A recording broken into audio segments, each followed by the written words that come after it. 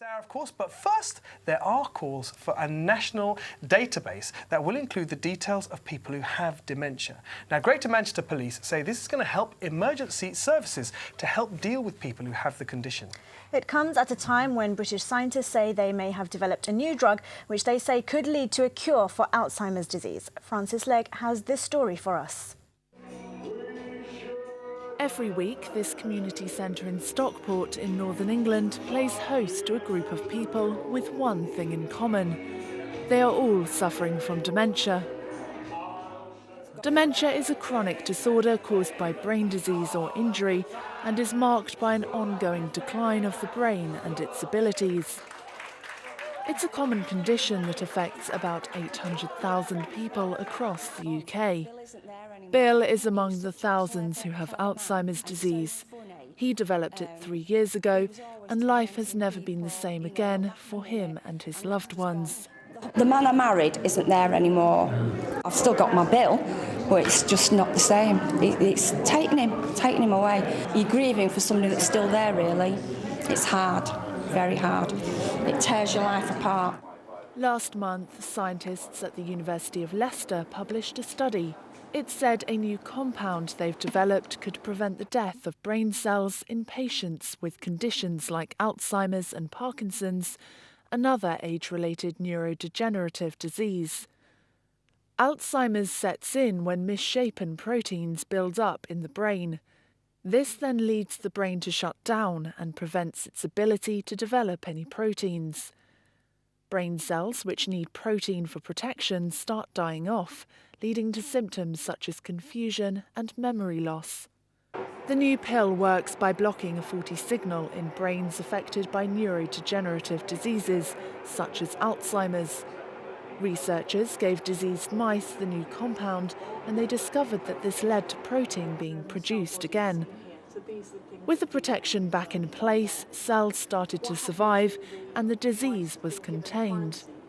But there are concerns about side effects, which include weight loss and mild diabetes. Scientists are aware these side effects need to be addressed before any mass production and distribution begins. It takes a long time to get drugs to market, but this isn't years and years away. Maybe we'd hope 5 to 10 years away before something new will come through. So in 5 to 10 years, people could be taking a tablet that will fend off Alzheimer's? Yes, yeah, absolutely. It is a landmark at the beginning of a long journey, not at the end.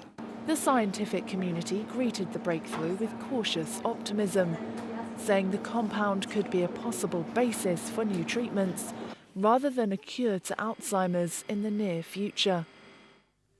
I tell you what, it's affecting so many people these days. And it's going to affect a lot more people because apparently because we live longer, it's affecting more people. And I think the statistics say that by the year 2021, 1 million people in the UK will suffer from dementia. That's a lot, isn't it?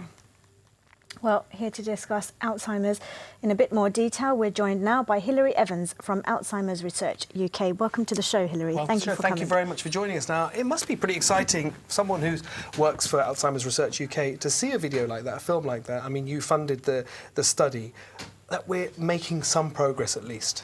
Absolutely. I mean, there's been really slow progress in Alzheimer's and dementia research. So the first case of Alzheimer's was discovered in 1906, and it's taken us sort of over a century to actually get to this point where we're getting towards a cure. We haven't found that cure yet, but we're certainly a lot closer in the last couple of years than we've ever been, which is really exciting for us as a medical research charity.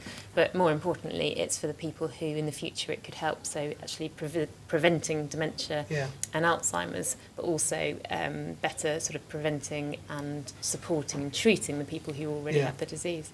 And is it accurate to say that we need to raise better awareness about dementia in the UK as well? Absolutely, absolutely. So at the moment, one of the problems is there's still stigma around Alzheimer's or dementia, and it's sort of seen partly as an inevitable part of ageing that you might forget things and you have memory loss, or you maybe don't recognise some of the things you might have. But actually there are things that can be done to support you when you might get like that. There's things that you can do to support your family. But more than that, actually, if your GP or your doctor doesn't know that you might be suffering or having those kind of problems, then they can't make sure that you get the right kind of treatments. And there are some treatments, and there certainly in the future will be more treatments available. There are treatments that slow down the progress already, aren't there, or claim to slow down the progress? There are treatments that will make you feel better. So there's treatments such as Aricept, which is the most common treatment for Alzheimer's, which actually, in effect, will take the edge off some of the symptoms. It doesn't delay the actual disease. So actually you've got a disease, it is a disease, and someone with Alzheimer's, basically your brain is almost shrinking, you're losing brain matter. It won't stop that, but it will make you feel a lot better, so you won't have some of the really quite awful symptoms. I mean, Sadia, you mentioned that one of the reasons is we're living longer. So we're seeing more of it. Absolutely. But is that the only reason? Because it seems to me that there's, I mean, when you look at some of the figures, the government figures, and you hear, I don't know whether they're scare stories but it seems that there is an exponential growth in the amount of people who are suffering or likely to be suffering with Alzheimer's. Is it to do with lifestyle? Is it diet? Is it telecommunications? Is it all these things? There's different types of dementia, Alzheimer's disease being one of them, but there's vascular dementia. So that's a sort of series of mini strokes. And what causes those mini strokes can be lifestyle things, so things like excessive drinking or smoking, cutting down your cholesterol, making sure you're getting regular blood pressure checks. All of those things are very good and can help prevent vascular dementia. So there's a lifestyle, and obviously with the rise in obesity, that probably counts towards those kind of scary numbers. But also it is actually, particularly for Alzheimer's, something you tend to get into your 70s, and as more and more people are living a lot longer, then more people are getting dementia, and, and it's not something that's one country or it's globally. This is really happening as populations are aging. We're seeing more and more people with it, but there's also rightly becoming more of awareness of dementia and Alzheimer's, so people are being diagnosed, which maybe 10 years ago they wouldn't have been. But it's also something that affects families and loved ones. It's not just something that the person suffering deals with. How can people who know someone who might have dementia help them and also help themselves?